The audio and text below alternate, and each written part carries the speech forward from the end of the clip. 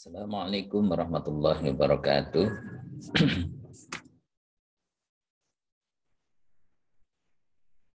Saudara-saudara yang dirahmati Allah Subhanahu wa taala, untuk Waalaikumsalam warahmatullahi wabarakatuh, Pak. Salam warahmatullahi wabarakatuh. untuk mengawali perkuliahan kita pada siang hari ini, mari kita buka dengan basmalah bersama. Bismillahirrahmanirrahim. Bismillahirrahmanirrahim. Baik, saudara-saudara yang dirahmati Allah Subhanahu wa taala, sebagaimana yang sudah kita bahas, kita sepakati pada pertemuan yang lalu bahwa hari ini kita akan melanjutkan materi kita kaitannya dengan presentasi ya. Jadi presentasi menampilkan video presentasi tentang berbagai model kepemimpinan. Apakah sudah ada yang siap hari ini?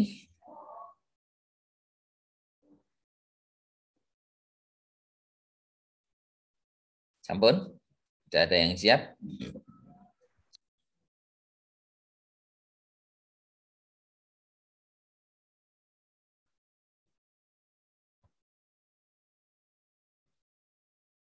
Mbak Hanifah sudah siap belum?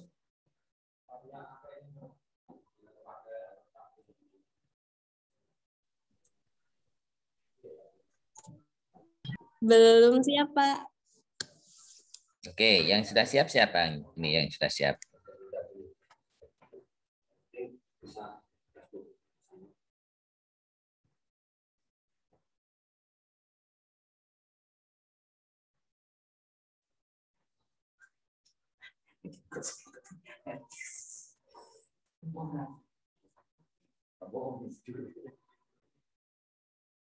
Yang sudah siap siapa?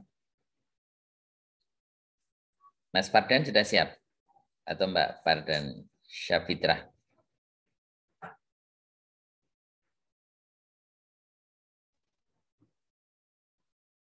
Sudah siap?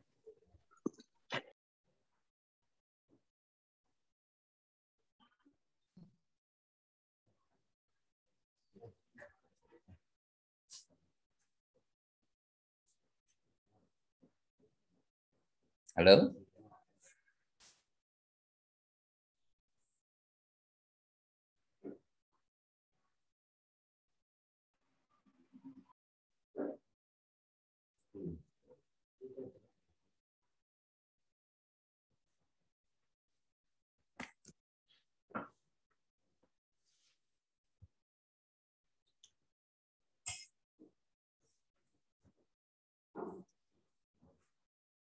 Apakah ada yang sudah siap? Dipersilakan.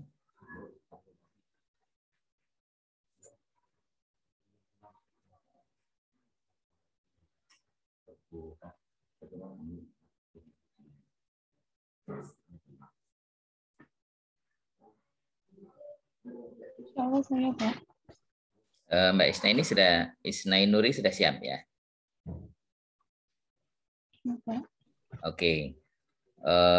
Saya berikan kesempatan untuk jadi co-host ya. Jadi biar nanti bisa share screen gitu ya.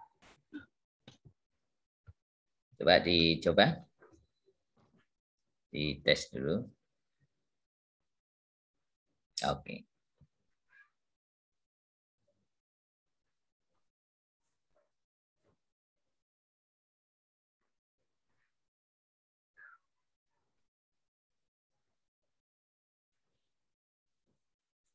Baik, kalau begitu waktu selanjutnya saya persilahkan kepada Mbak Isnai Nuri Rahmah untuk mempresentasikan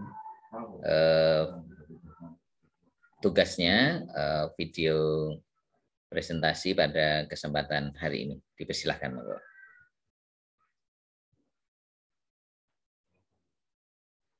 Maaf, Pak, apakah sudah terlihat, Pak? Sampun, sampun.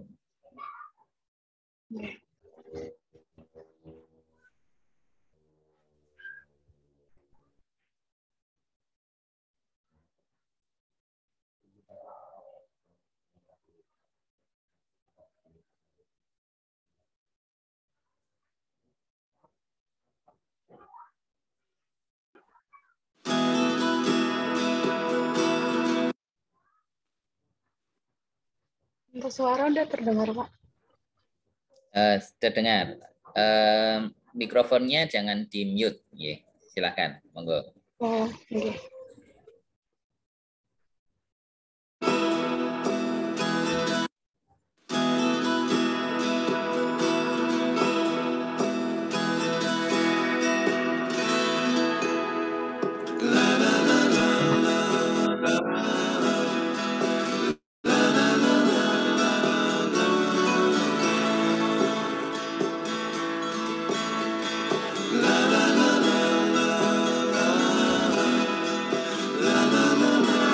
Halo semua, Bismillahirrahmanirrahim. Assalamualaikum warahmatullahi wabarakatuh. Waalaikumsalam warahmatullahi wabarakatuh. Kali ini saya akan sedikit menjelaskan tentang salah satu gaya kepemimpinan. Sebelum saya menjelaskan, perkenalkan saya untuk memperkenalkan diri. Nama saya Isnai Nuri Rima Danianti Rahmah dari Prodi Pendidikan Agama Islam Universitas Islam Indonesia. Sebelum kita masuk kepada gaya kepemimpinan yang saya pilih, saya akan sedikit menjelaskan tentang apakah yang dimaksud dengan kepemimpinan. Kepemimpinan adalah suatu proses mempengaruhi yang dilakukan oleh seseorang dalam mengelola anggota kelompoknya untuk mencapai tujuan organisasi. Ini beberapa fungsi kepemimpinan. Yang pertama, fungsi instruksi, di mana kemampuan pemimpin menggerakkan orang lain melaksanakan perintah yang bersumber dari ketetapan keputusan. Kemudian fungsi delegasi, di mana fungsi delegasi ini adalah kepercayaan. Pemimpin bersedia dan mempercayai orang lain sesuai dengan posisi apabila dilempahkan wewenang. Kemudian fungsi konsultasi. Keputusan dari pemimpin mendapat dukungan dan mudah dalam instruksi sehingga berjalan efektif. Kemudian fungsi partisipasi, di mana wujud pelaksanaan hubungan efektif yang sangat efektif antara pemimpin dengan yang dipimpin.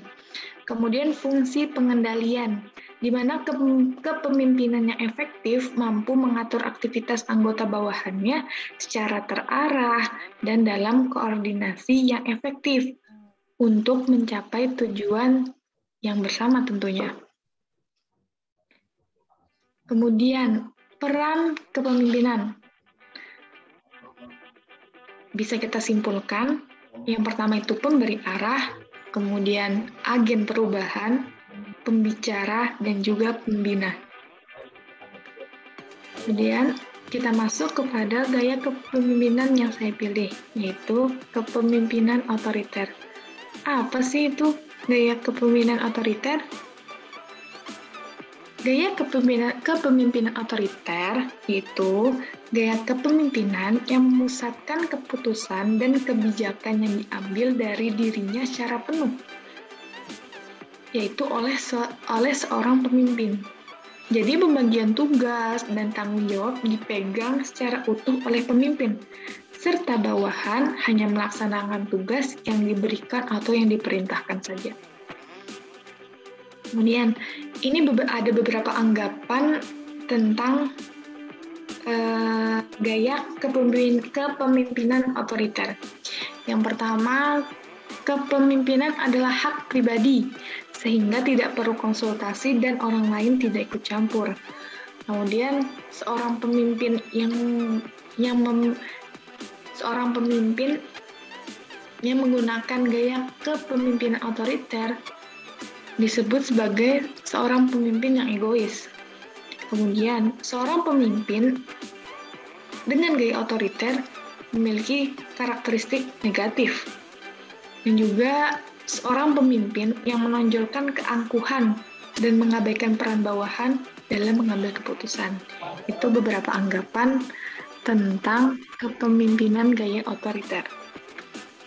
Oke, setiap gaya kepemimpinan itu pasti mempunyai kelebihan dan kekurangan. Ini ada beberapa kelebihan dari gaya kepemimpinan otoriter. Yang pertama, mencegah bisnis atau proyek menjadi stagnan karena kurangnya kepemimpinan. Kemudian, arahan dan visi dengan gaya kepemimpinan otoriter itu jelas. Kemudian, pemimpin otoriter bekerja paling efektif dalam situasi penuh tekanan. Kemudian membuat individu, kelompok, atau tim tidak kelewatan tenggang waktu proyek penting. Kemudian, pemimpin mampu mengelola krisis ketika kendala di tangan mereka. Kemudian kita lanjut kepada kekurangan dari gaya kepemimpinan otoriter. Yang pertama, kepemimpinan menunjukkan kurang percaya pada nasihat dan ide orang lain. Kemudian, gaya otoriter juga membuka peluang bagi pemimpin menyalahgunakan jabatannya. Kemudian, otoriter juga berisiko tinggi membuat organisasinya hanya pada satu orang. Kemudian, ketika pemimpin dengan gaya kepemimpinan otoriter itu keluar, orang-orang bawahan juga dapat berhenti fungsi sama sekali karena tidak mendapatkan arahan apapun dari pemimpinnya.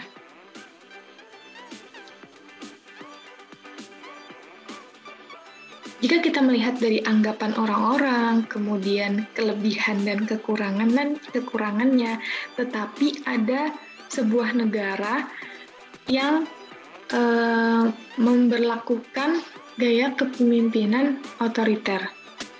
Siapa sih yang berhasil menerapkan kepemimpinan gaya otoriter? Nah, ini dia. Lee Kuan Yew.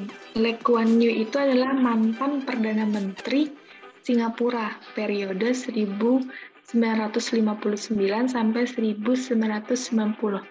Kurang lebih menjabat 31 tahun lamanya. Dan mantan Perdana Menteri ini memberlakukan gaya kepemimpinan otoriter di negara Singapura. Wow. Ini ada beberapa hasil dari penerapan sistem otoritarianisme Lee Kuan Yew. Yang pertama, Singapura itu menduduki peringkat 2 dalam indeks 10 kebebasan ekonomi, 10 Economic Freedom, oleh The Heritage Foundation. Kemudian, Singapura sebagai negara metropolitan ketiga di dunia, dan juga kesejahteraan bagi masyarakat Singapura ketika Lee Kuan Yew itu menjabat pada tahun 1990 tercatat GDP Singapura itu sampai 14.000 US dollar. Nah, sekarang kebijakan yang berhasil oleh Lee Kuan Yew.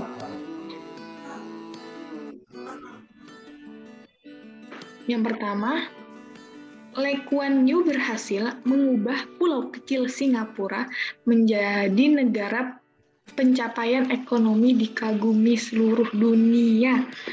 Dan juga, kemudian kedua, penerapan program reformasi besar-besaran mengubah Singapura dari yang pernah disebut limbah kemelaratan dan degradasi menjadi negara industri modern. Kemudian menerapkan pengendalian politik yang ketat atas aspek kehidupan yang membuat Singapura menjadi masyarakat yang paling diatur di dunia. Kemudian menempuh langkah-langkah pemberantasan korupsi dan mewujudkan kebijakan rumah murah serta program industrialisasi menciptakan lapangan pekerjaan.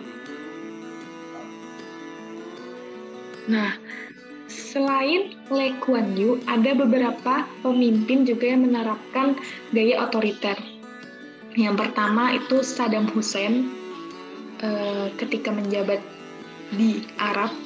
Kemudian Mustafa Kemal Atatürk sebagai presiden di Republik Turki. Kemudian Fidel Castro di Kuba dan juga Soeharto. Summary, dari gaya kepemimpinan otoriter menjadi pemahaman bahwa sosok pemimpin otoriter tidak identik dengan kekerasan dan enggan menerima aspirasi masyarakat.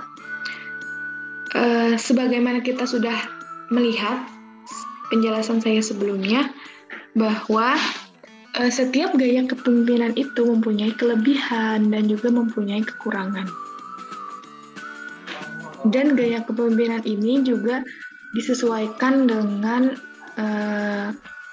lingkup organisasinya atau lingkup lembaga dan juga lingkup dari negara tersebut. Apakah cocok dengan gaya kepemimpinan otoriter atau gaya kepemimpinan yang lain pada sebuah negara?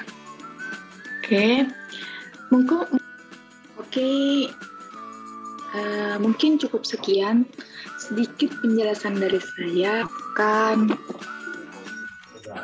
Thanks for your great attention. Syukron. Wassalamualaikum warahmatullahi wabarakatuh.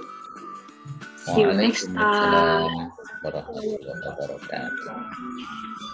Baik, kita berikan applause ya buat Mbak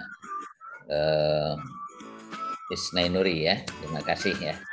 Ini luar biasa videonya ya. Presentasinya pada kesempatan hari ini. Baik, mungkin ada yang mau menanggapi, memberikan respon, memberikan kritik ya. Dipersilahkan monggo.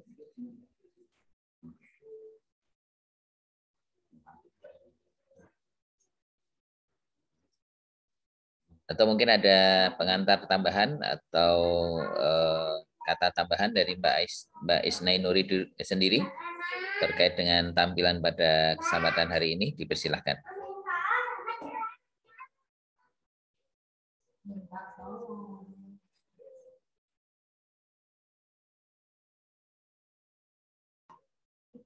Silakan, monggo.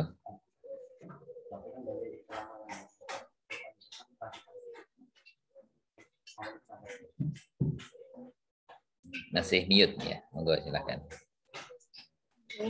Bismillahirrahmanirrahim. Assalamualaikum warahmatullahi wabarakatuh.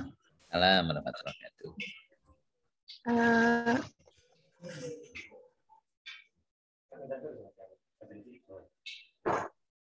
Gimana maksudnya gimana Pak ini Pak? Gimana? Silakan mungkin ada komentar tambahan atau kata tambahan, silakan monggo setelah dari presentasinya tadi, termasuk juga mungkin penjenengan melakukan evaluasi terhadap video penjenengan sendiri. Monggo silakan. Oke. Teman-teman, video tadi mungkin sedikit dari penjelasan tentang gaya kepemimpinan otoriter. Tapi lebih banyak lagi tentang penjelasan tentang gaya otoriter, dan gaya kepemimpinan otoriter itu jangan dianggap sebagai kekerasan ataupun pandangan yang buruk lah gitu. Karena setiap gaya kepemimpinan masih mempunyai kelebihannya dan juga mempunyai kekurangan. Mungkin dari teman-teman ada yang ingin menambahkan atau ada yang belum dipahami dari sedikit penjelasan saya. Terima kasih.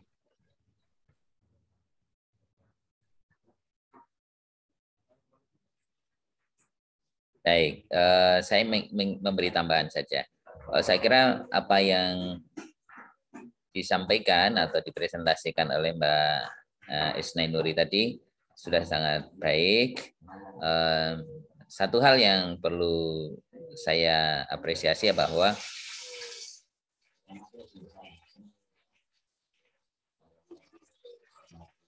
message-nya itu sudah sampai ya. Jadi message-nya itu sudah sampai. Gitu. Ini hal yang positif saya kira ya. Jadi apa yang tidak disampaikan melalui video tadi, bahwa apa sih pengertian kepemimpinan, kemudian tentang kepemimpinan otoriter gitu ya, itu sudah bisa diterima oleh audien. Jadi itu hanya saja yang perlu saya tambahkan, yang ini supaya kita punya pemahaman yang tidak keliru gitu. Otoriter dengan otoritarian otoriter dengan otorisasi itu memang sesuatu yang berbeda. Ketika otoriter itu memang ada semacam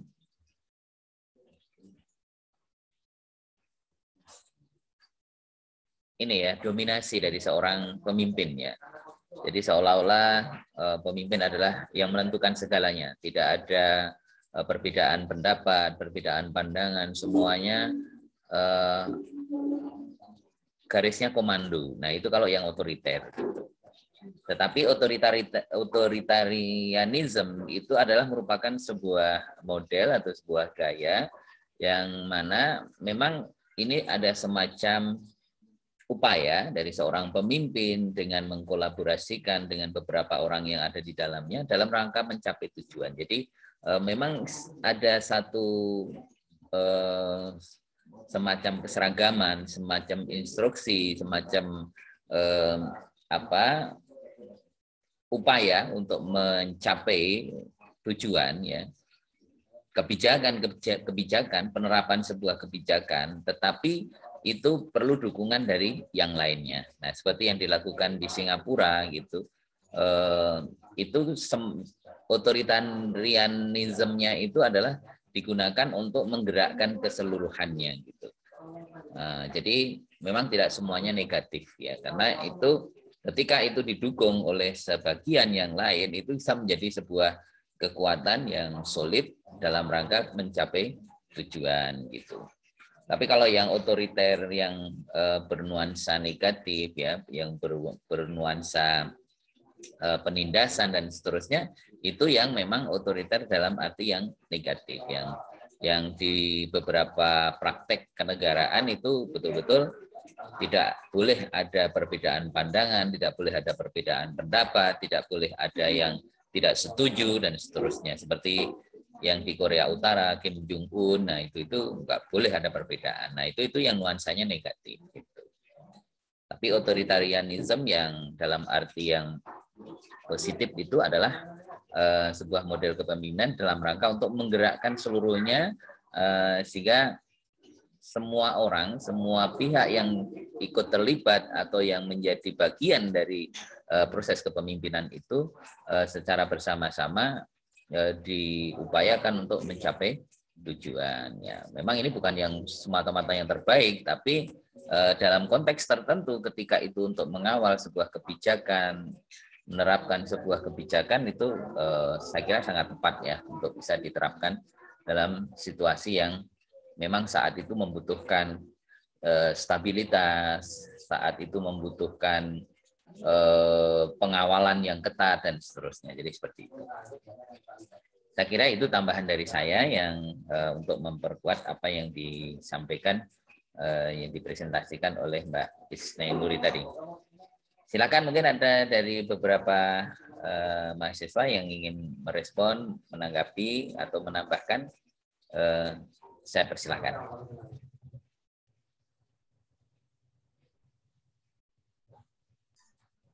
Berarti Pak, otoriter itu juga dilihat tidak hanya dari pemimpinnya gitu. Maksudnya dari anggotanya pun juga apabila bersikap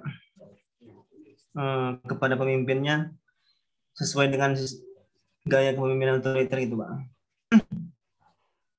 Ya, ketika gaya kepemimpinan ini didukung oleh orang-orang yang ada di sekitarnya, bawahannya, koleganya, itu memang menjadi sebuah kekuatan yang sangat bagus sehingga mudah sekali untuk mengendalikan ya situasi ya, mengontrol gitu. Jadi itu memang tidak semata-mata negatif, tapi bisa jadi menjadi negatif ketika kemudian tidak ada perbedaan pendapat, terus kemudian semua orang harus patuh dengan keputusan pemimpin gitu ya. Kalau tidak patuh kemudian akan ditindak. Nah, itulah yang negatifnya. Tetapi ketika itu adalah merupakan model untuk menggerakkan dalam rangka membangun stabilitas, membangun kebersamaan, itu bisa menjadi sangat positif. Jadi seperti itu. Itu, Mas? Iya, Pak. Monggo, silakan Seperti yang lain. kayak Kim Jong Un itu di negaranya kan melakukan sebuah pemilihan kepala negara gitu. Cuman di saat pemilihan itu yang ada itu cuma nama dia, gitu, Pak. Nah, itu kan memang di sana itu praktek yang otoritarian yang negatif ya, karena memang tidak ada perbedaan, tidak ada partisipasi. Pokoknya semuanya harus segala sesuatunya apa yang pemimpin inginkan ya harus diikuti. Nah, itu yang cenderung menghasilkan dampak yang negatifnya gitu, yang lebih besar negatifnya. Karena mungkin sekarang ini orang patuh karena takut ya. Tapi ketika dalam satu momen tertentu ketakutan itu dirasakan oleh semua pihak dan kemudian mencapai puncaknya, maka ketakutan itu bisa menjadi sebuah keberanian yang sangat luar biasa karena dipaksa oleh situasi dan keadaan. Sebagai contoh, ketika Anda berada dalam ketakutan yang sangat dan kemudian tidak ada pilihan lain untuk kemudian berbalik mengganti ketakutan itu dengan keberanian, maka itu bisa menjadi sebuah potensi yang sangat besar dan bahkan mengalahkan ketakutan itu dan kemudian bisa menjadi power yang besar untuk bisa mengcounter orang yang memberi ketakutan kepada Anda. Ini kalau dalam konteks pertahanan diri kan seperti itu ya. Nah, ini ketika hal itu berkolaborasi dengan banyak orang, itu akan menjadi kekuatan yang sangat luar biasa. Contohnya dulu Hitler itu, siapa orang yang tidak tahu tentang kebengisan dengan kediktatoran dia gitu ya, keotoritarian dia gitu ya, keotoriteran dia.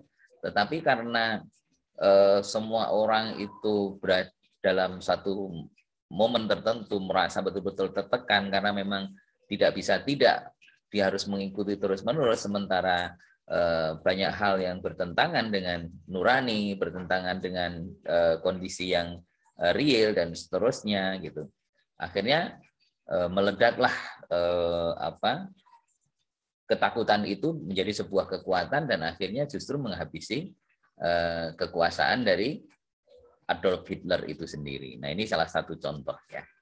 Nah, ini dalam kondisi tertentu. Tapi kalau otoritarian itu adalah merupakan satu gaya yang dikemas kemudian untuk membangun sebuah kekuatan, kebersamaan yang kemudian orang lain mendukung dengan sukarela, dengan itu karena memang ada dampak yang dihasilkan seperti kesejahteraan, peningkatan ekonomi dan seterusnya, sehingga itu dirasakan, maka otoritariannya itu akan menjadi lebih positif. Jadi seperti itu.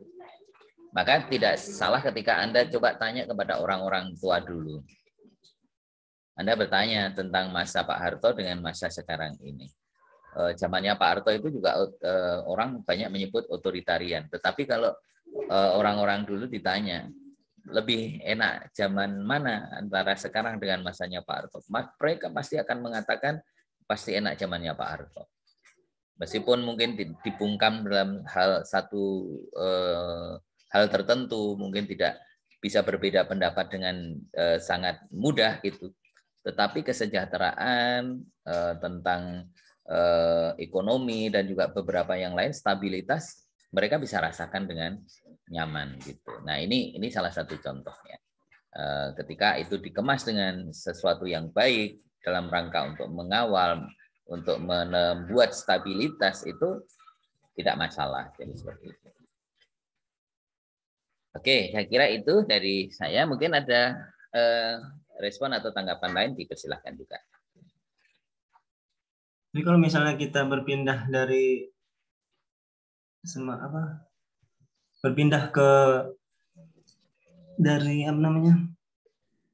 kepemimpinan kita di sistem ini, gaya otoriter ini kita letakkan pada orang tua, Pak.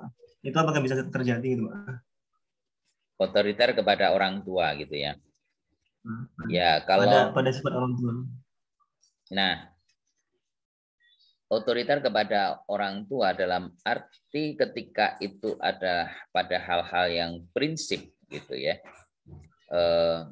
Maka kita harus menggunakan dalil ya, jadi menggunakan dasar ya. Al-Quran mengajarkan gitu. Ketika kita ingin tegas ya melakukan sebuah prinsip gitu ya. Al-Quran mengajarkan beberapa tahapan. Jadi surat Luqman itu mengatakan begini ya. Wa in jahadaka ala an tusyrika bi ma laisa bihi ilmun fala tuti'huma wa sahibhuma fid dunya ma'rufa. Kalau dalam konteks prinsipnya memang kita tidak ada tawar-menawar kita, tapi dalam perlakuan untuk memperlakukan secara kemanusiaan itu harus tetap dengan baik. Nah, itu juga dilakukan seperti itu. Sama juga dengan Nabi Ibrahim dengan Azar itu ya bapaknya gitu ya, yang sang pembuat patung itu.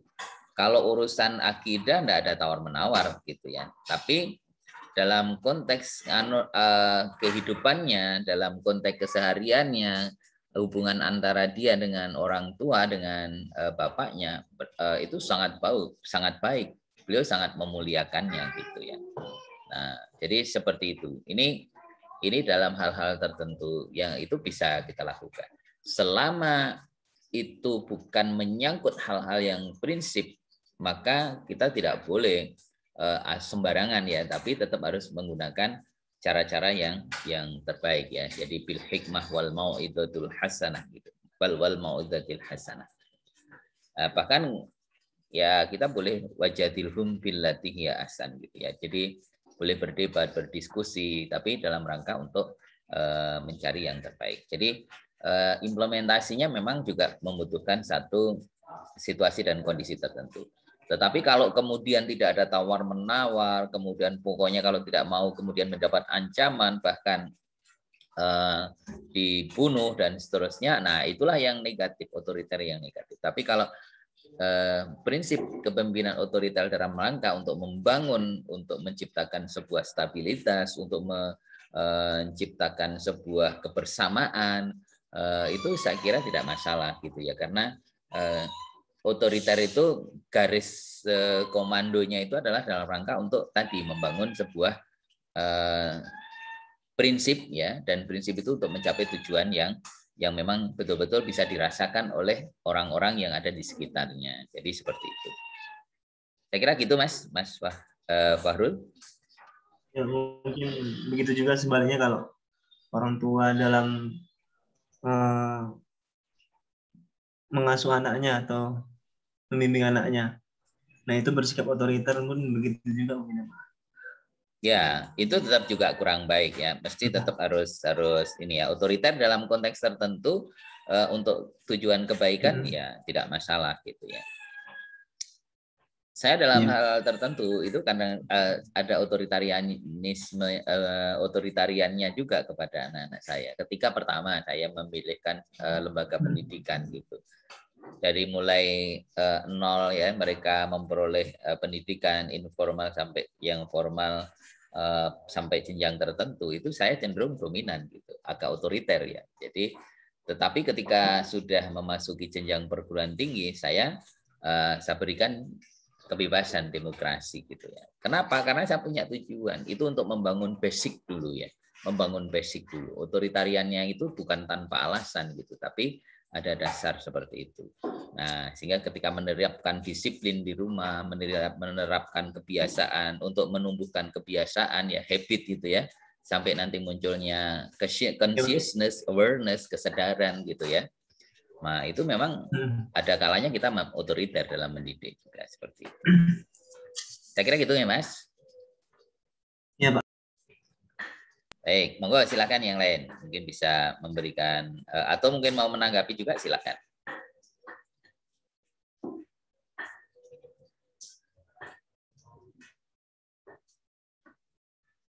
Baik, jadi kalau tidak ada, maka untuk yang pertama saya kira cukup. Nah, mungkin silakan kalau ada lagi yang ingin menampilkan atau mempresentasikan hasil karyanya pada hari ini, saya persilahkan untuk bisa tampil. Monggo. Ada yang mau menampilkan? Silakan.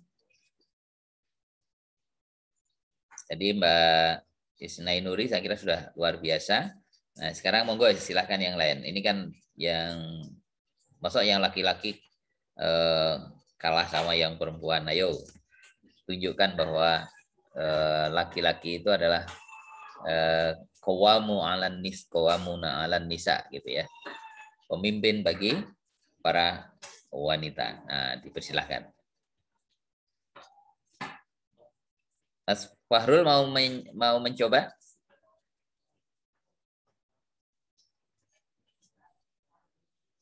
Gimana, Pak? Mau menampilkan karyanya, monggo silakan.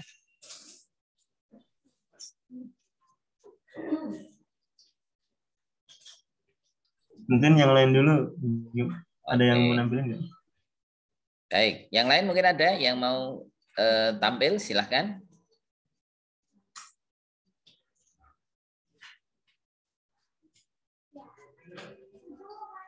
Atau yang sudah siap, dipersilahkan, monggo.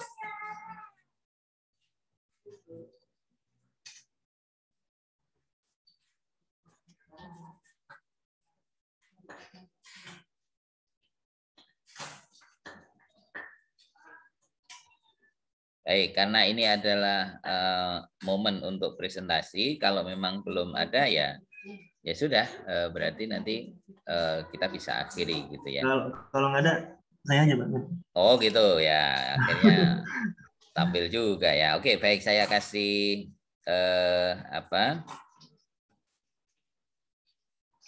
kesempatan untuk bisa menjadi co-host dulu, Mas Fahrul.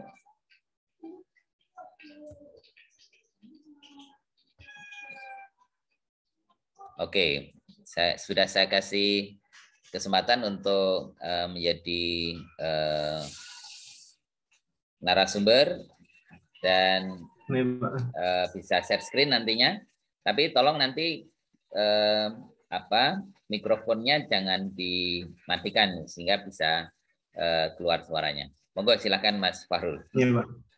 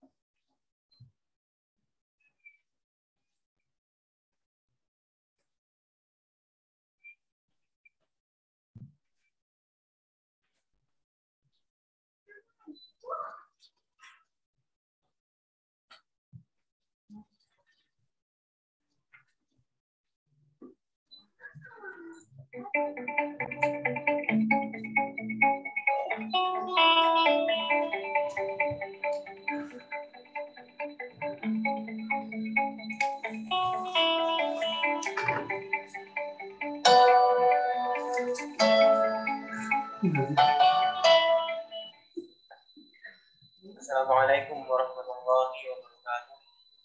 Alhamdulillahirabbil alamin wa bihi nasta'in ala umuri dunya waddin. Asyhadu an la ilaha illallah wahdahu la syarika lah wa asyhadu anna Muhammadan abduhu wa rasuluh alladzi la nabiyya ba'dahu. Bersyukur kita panjatkan kehadiran Allah Subhanahu wa taala. Salam kita hadiahkan kepada iman kita Nabi Muhammad SAW. Semoga kita termasuk umatnya yang mendapatkan syafaatnya di yaumil qiyamah. Oke, saya Farul Hidayah. Pada video kali ini saya akan menjelaskan sedikit tentang salah satu gaya kepemimpinan, yaitu gaya kepemimpinan Laissez-faire. Nah, pada dasarnya gaya kepemimpinan laissez-faire ini bersifat memberikan kebebasan kepada para bawahan atau kepada para anggota pemimpin tersebut. Nah, baik dalam melakukan pekerjaan maupun dalam mengambil keputusan, sekalipun keputusan itu keputusan yang sangat penting. Nah, dengan begitu setiap orang yang ada dalam organisasi tersebut dapat bekerja sesuai dengan cara yang diinginkannya atau sesuai dengan cara yang mudah baginya, tanpa ada tekanan dan batasan dari pemimpin tersebut. Nah, pasalnya pemimpin hanya akan memberikan partisipasi yang sangat sedikit di dalam menjalankan organisasinya tersebut. Nah, bahkan dalam beberapa kasus, pemimpin sama sekali tidak ikut campur dalam menentukan tugas-tugas yang akan dikerjakan oleh anggotanya. Akan tetapi, anggotanya secara bebas dapat memilih tugas apa saja yang akan mereka kerjakan.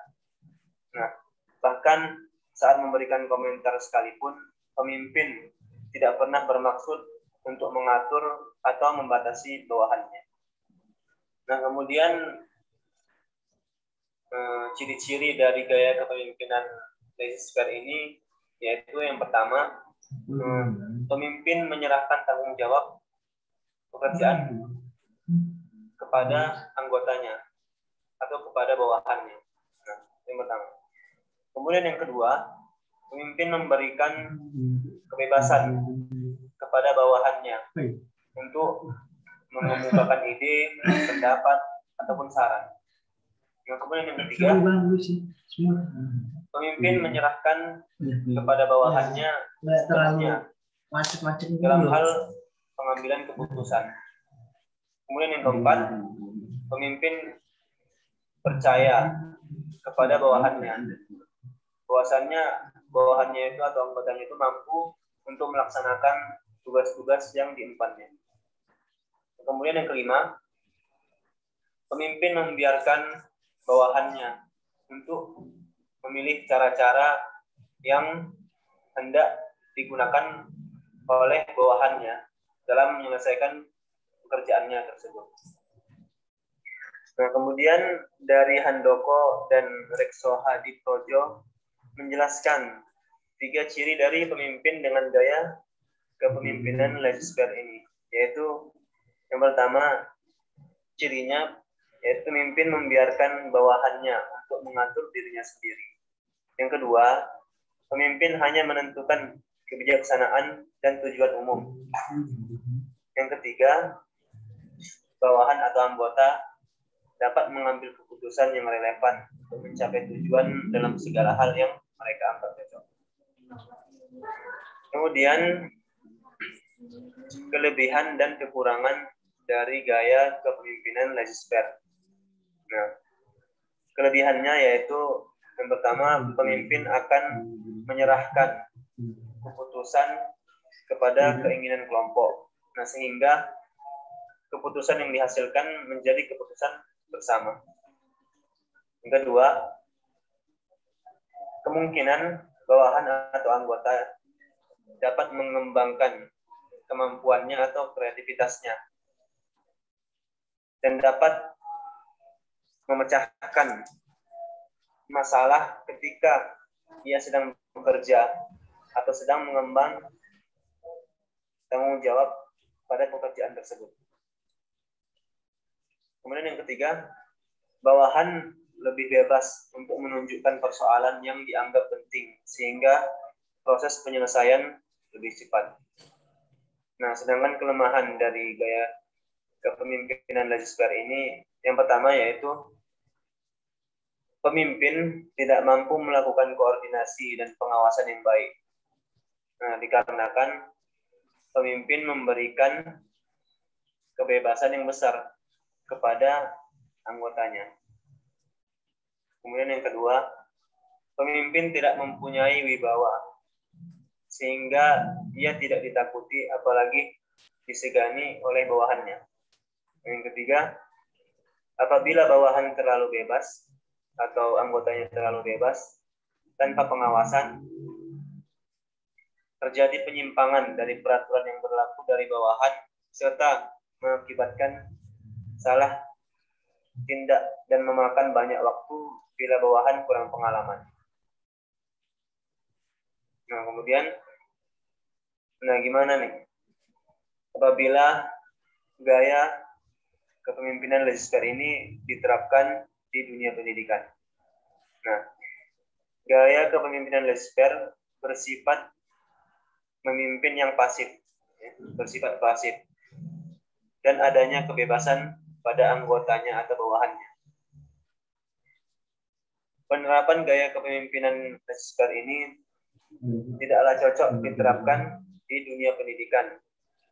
Nah, karena di dalam sistem dan manajemen pendidikan terdapat standar dan aturan yang harus diterapkan dan diikuti oleh seluruh anggotanya yang berperan di dunia pendidikan.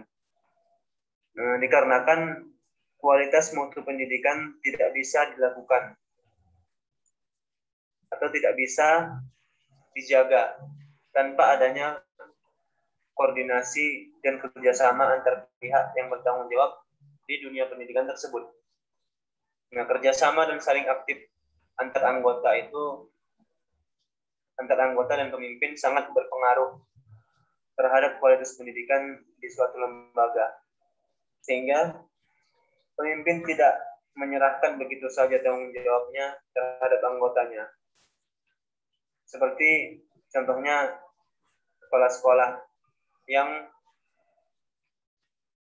memiliki gaya kepemimpinan laissez-faire. Kepala sekolah ini sedikit sekali perhatiannya, baik dalam upaya peningkatan kesejahteraan guru maupun karyawan.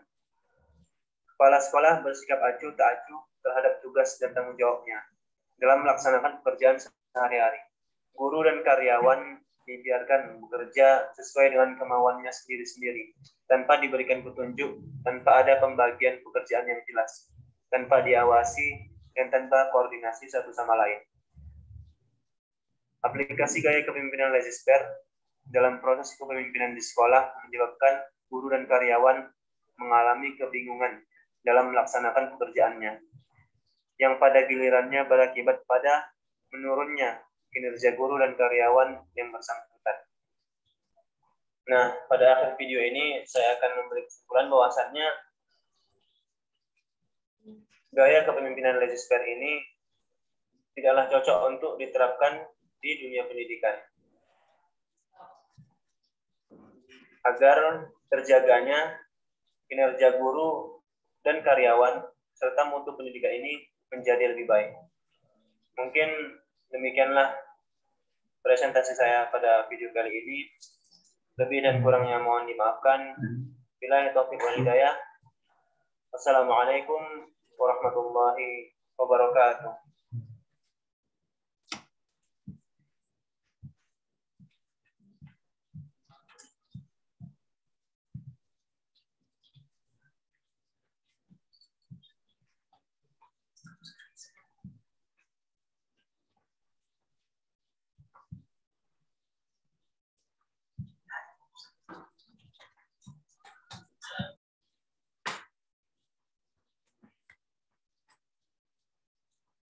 Ya, baik. Saya kira kita berikan aplaus kepada Mas Fahrul ya, yang sudah menampilkan ya. Sebelumnya mohon maaf animasinya ya, Pak. Oke. Kayaknya Iya, enggak apa-apa. Tapi intinya saya melihat bahwa message-nya itu sudah kena ya. Jadi apa yang ditampilkan saya kira sudah baik. Nah, kayak apa namanya, laissez-faire itu ada yang mengidentikan dengan permisif ya, artinya yang bebas ya, jadi serba boleh gitu ya. Nah, kadang-kadang memang kepemimpinan ini banyak sekali kelemahannya gitu. Nah, kalau yang penting tujuan tercapai, tentang caranya apakah itu benar salah itu kadang-kadang nggak diperhitungkan ya. Nah, inilah yang memang kurang pas gitu ya, ketika itu serta-merta diterapkan ya dalam sebuah dunia pendidikan, khususnya dan juga dalam kehidupan kita ya. Kalau umpamanya serba boleh kan nanti halal haram langsung ditabrak, nah itu bahaya juga ya. Terus pokoknya yang penting tujuan tercapai, mau seperti apa caranya, itu masa bodoh. Nah itu kadang-kadang memang itu dampaknya banyak negatifnya. Tapi saya kira bagus sekali presentasi Mas Fahrul tadi, bahwa ini memberikan gambaran kepada kita bahwa dalam konteks kehidupan kita memang perlu harus mengantisipasi, perlu memilih ya, memilah mana yang kira-kira pas ya, tetapi juga tidak melanggar norma-norma, melanggar aturan, melanggar dasar kaidah yang berlaku di negara kita dan juga kita sebagai seorang yang beragama. Nah ini hal yang saya kira sangat positif dan baik gitu ya bagi kita untuk mendapatkan pelajaran dalam kehidupan kita. Sekali lagi selamat Mas Fahrul, jadi presentasinya menurut saya bagus, message-nya kena gitu ya, message-nya sudah kena. Ya kalau tadi ada putus-putus itu biasanya memang karena faktor ini ya, tampilan yang ada di dalam presentasi. Tapi mungkin kalau di video langsung di ininya di video aslinya mungkin tidak seperti itu. Ya, mudah-mudahan ya ini masih bisa diperbaiki lah. Artinya kalau mau diperbaiki boleh gitu ya. Tapi paling tidak presentasinya sudah bagus gitu. Namun demikian monggo kalau dari para mahasiswa yang lain mungkin ada yang mau menanggapi, mau bertanya, mau mengkritisi, dipersilahkan. Pak, saya mau bertanya, Pak. Oke, monggo Mas Rian. Kan tadi dijelaskan bahwasanya laissez-faire itu dia kayak pemimpin itu job desk-nya itu hanya memberikan suatu tujuan umum dari dari suatu company atau suatu organisasi tersebut. Nah, yang ingin saya tanyakan itu ketika kan pemimpin tersebut itu kan udah memberikan tujuan umum kepada anggota-anggotanya atau misalkan divisi-divisi dari organisasi tersebut. Nah, apakah di style atau gaya kepemimpinan laissez-faire ini itu apakah seorang pemimpin tersebut melakukan pengawasan dari kinerja bawahannya tersebut atau hanya memberikan tujuan umumnya aja dari organisasi tersebut. Mungkin itu aja sih Pak, soalnya kan mungkin kurang itu yang aku tangkap. Jadi. Baik, monggo Mas Fahrul mungkin bisa memberikan respon terlebih dahulu. Ya Pak.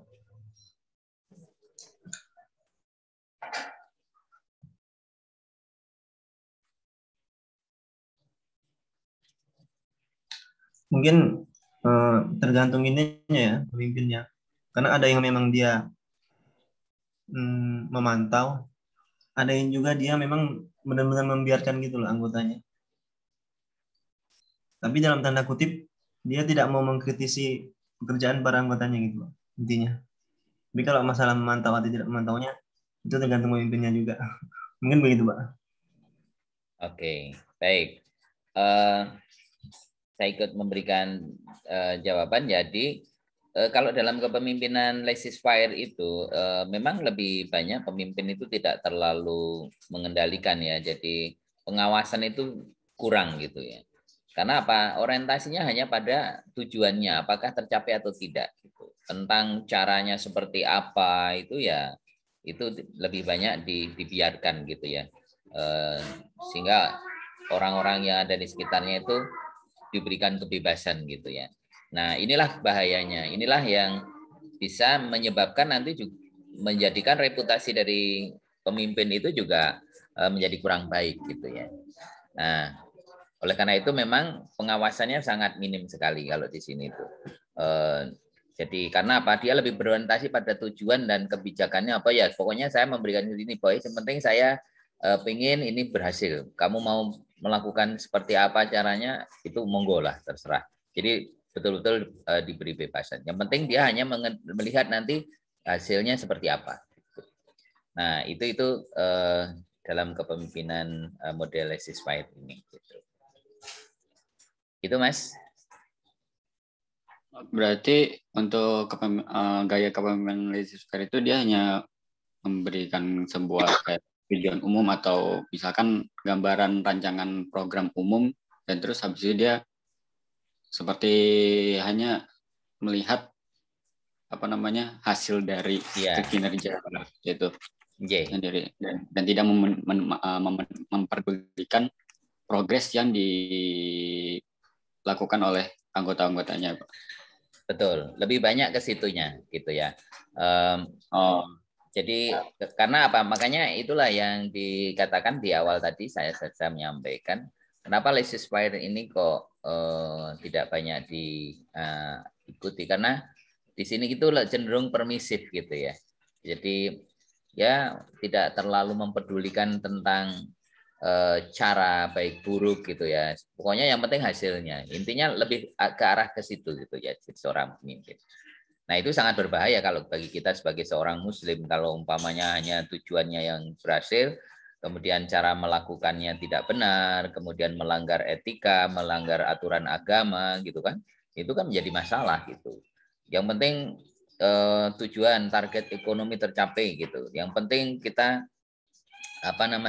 bisa mendapatkan siswa peserta didik sebanyak-banyaknya. Apakah itu melalui seleksi yang benar atau tidak? Nah, itu kan bahaya nanti. Jadi ini laissez-faire itu cenderung seperti itu ya. Jadi realitanya. Demikian Mas Rian. Ya, Pak, makasih Pak atas penjelasannya. Baik. Monggo yang lain jika masih ada dipersilahkan.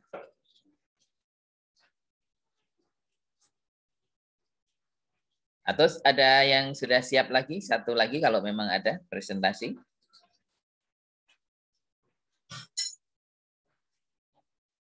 Kalau tidak ada, berarti minggu depan saya harapkan nanti bisa menyiapkan dengan baik. Ya.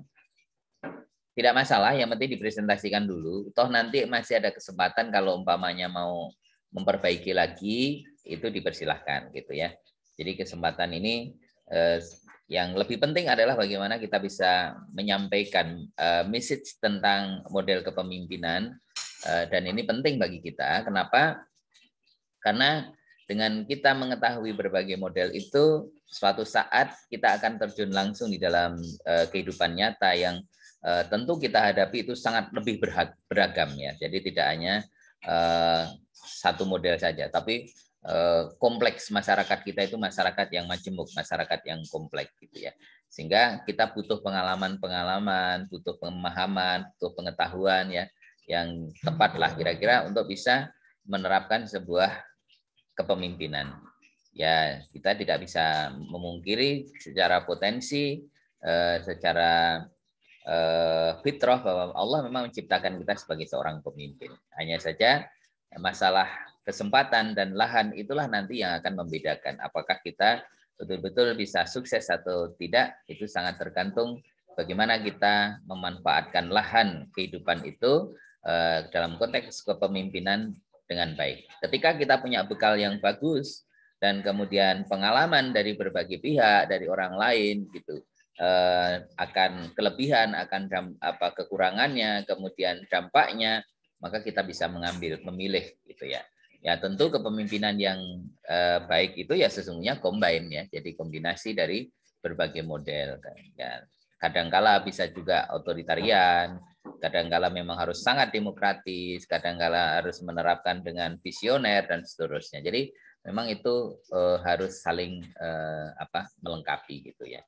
Intinya seperti itu. Baik, saya kira itu. Kalau tidak ada lagi, saya berharap nanti minggu depan tidak hanya 2 orang, tapi bisa 3 atau 4 orang ya. Jadi sehingga kita bisa maksimalkan waktu kita ini, karena memang nanti kita tidak ada UAS ya dalam arti ujian tertulis, tapi nanti dari video presentasi yang dikumpulkan itu. Nah, alangkah lebih baiknya ketika sudah dipresentasikan, ketika nanti ada masukan, ada kekurangan, kita masih bisa perbaiki. Tapi kalau yang tidak kan kita sulit untuk memperbaiki gitu ya.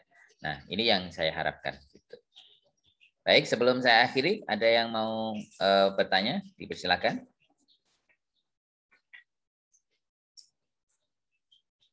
Cukup ya? Ya, baik. Saya kira hari ini cukup dan saya tunggu kesiapannya pada minggu depan ya. Untuk itu mari kita akhiri pertemuan kita pada hari ini dengan bersama-sama melafadzkan tahmid dan doa penutup majelis. Alhamdulillahirabbil alamin, subhanakallahumma wa bihamdika asyhadu an la ilaha illa anta astaghfiruka wa atubu ilaik. Ada kekurangannya saya mohon maaf. Akhirul kalam, billahi taufik wal hidayah. Wassalamualaikum warahmatullahi wabarakatuh. Waalaikumsalam warahmatullahi wabarakatuh. Waalaikumsalam warahmatullahi wabarakatuh.